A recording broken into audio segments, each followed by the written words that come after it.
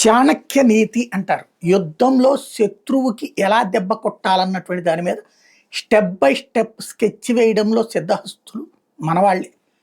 దాంట్లో చాణక్యుడు ఆ తర్వాత కాలంలో వచ్చిన ఆ నీతి ఆయన పేరుతో నడిచింది. ప్రత్యర్థికి గొక్క తిప్పుకోనియనటువంటి దెబ్బ. లైక్ మన చదరంగంలో 64 గడులలో యుద్ధ వ్యూహాలు ఎన్ని ఉంటాయి, అట్లాగే భారత్ మొన్న అనుసరించిన వ్యూహం ఏంటి?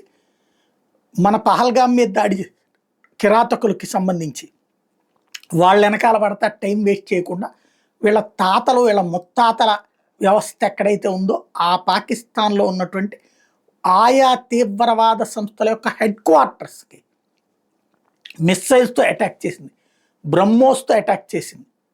ఏకదం 7 ప్లేసుల్లో 24 బాంబులు వేసి విధ్వంసం సృష్టించింది, వందలాది మంది ప్రాణాలు తీసింది. నెంబర్ 1.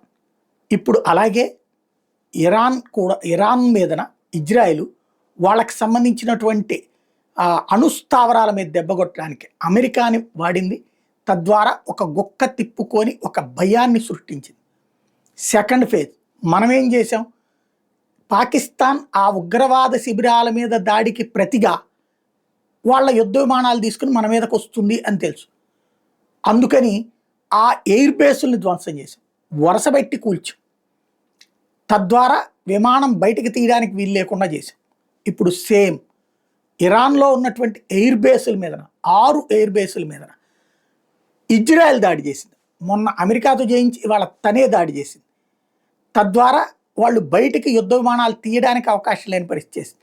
రీఫ్యూలింగ్ విమానాన్ని కూల్చేసింది, F-4లు F-12ని నాశనం చేసేసింది, అలాగే హెలికాప్టర్లని నాశనం చేసేసింది, వాళ్ళకి సంబంధించినటువంటి రాడార్ సిస్టమ్ నాశనం చేసేసింది.